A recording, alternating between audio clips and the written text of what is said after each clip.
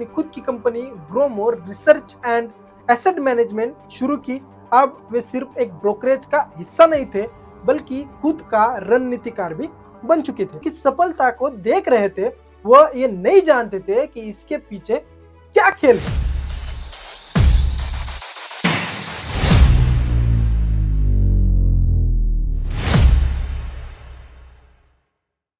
एक ऐसा रहस्य जो भारतीय शेयर बाजार को हिला गया। ये कहानी है भारतीय शेयर बाजार के इतिहास की सबसे बड़ी हलचल की। एक ऐसा समय जब एक व्यक्ति ने अपनी चतुराई और सूझबूझ से शेयर बाजार को अपने मुट्ठी में कर लिया। यह व्यक्ति न जिसने केवल शेयर बाजार को कई नई ऊंचाइयों तक पहुंचाया बल्कि पूरे सिस्टम को ही चुनौती दी। लेकिन यह सफलता एक साधारण सफलता नहीं थी। इसमें छिपे रहस्य, जोखिम और ऐसी चालें जिनके बारे में किसी ने सोचा भी नहीं था। बाजार में उसकी हर हरकत एक गुर पहेली बन गई थी। उसकी चालें जितनी तेज उतनी ही खतरनाक। साधारण पृष्ठभूमि से आने वाला यह व्यक्ति सामान्य जीवन जीते हुए कुछ बड़ा करने की सोच रहा था, लेकिन उसका रास्ता सीधा नहीं था।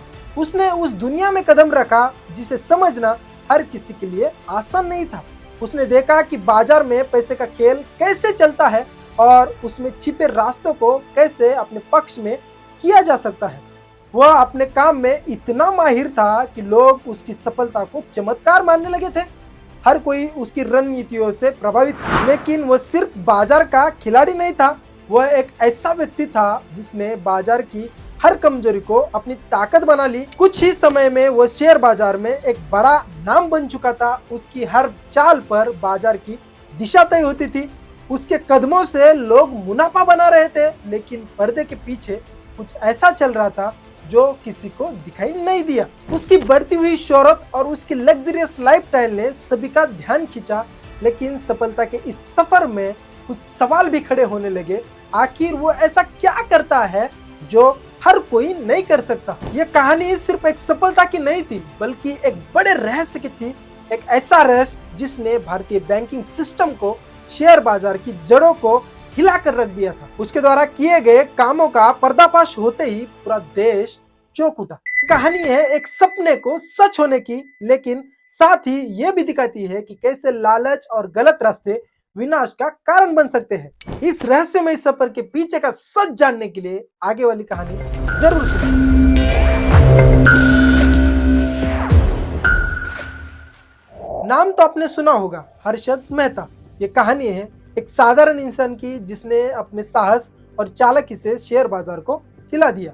हर्षद मेहता एक ऐसा नाम जिसने 1990 के दशक में भारतीय शेयर बाजार की दुनिया में हलचल मचा दी, लेकिन उनकी ये चालाकी उन्हें विनाश की ओर ले गई।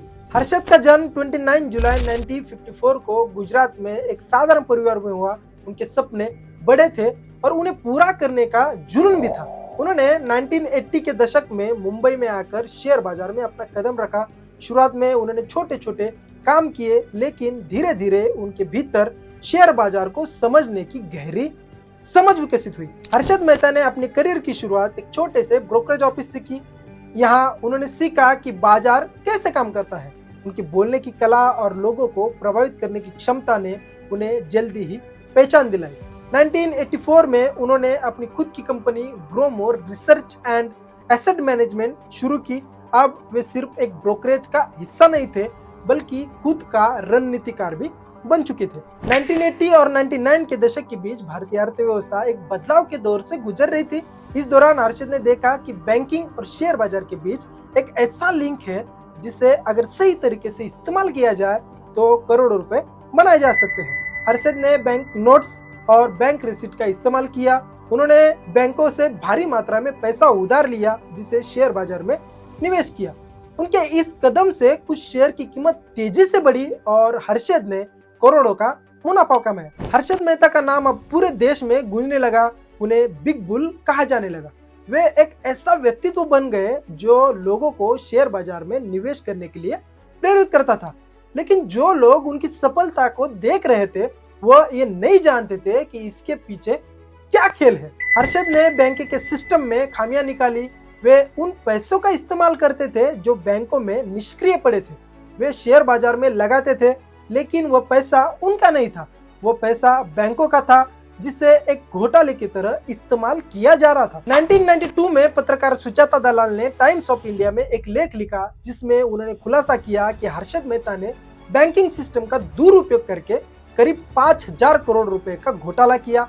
इस खबर ने पूरे देश को हिला दिया। घोटाले की यह खबर फैलते ही सरकार, सेबी और बैंक हरकत में आ गए। हर्षद मेहता की संपत्ति जब्त कर ली गई और उन्हें गिरफ्तार कर लिया गया। उनके खिलाफ 72 आपराधिक और 600 से अधिक सिविल केस दर्ज हुए। हर्षद मेहता ने अपनी सफाई में कहा कि उन्होंने सिर्फ सिस्टम की खामियों का फायदा उठाया है। वे खुद को निर्दोष बताते रहे, लेकिन उनके खिलाफ सबूत इतने मजबूत थे कि उनके पास कोई रास्ता नहीं बचा। उनकी गिरफ्तारी और संपत्तियों की जब्ती के बाद उनकी छवि पूरी तरह से खराब हो गई।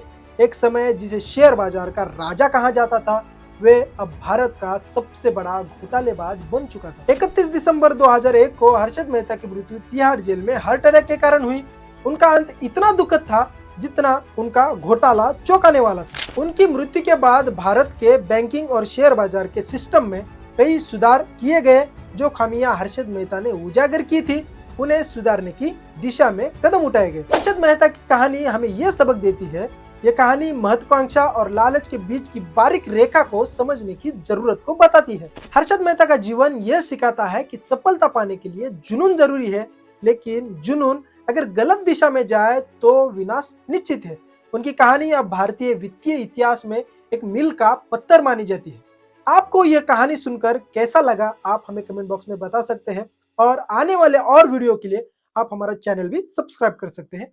शुक्रिया।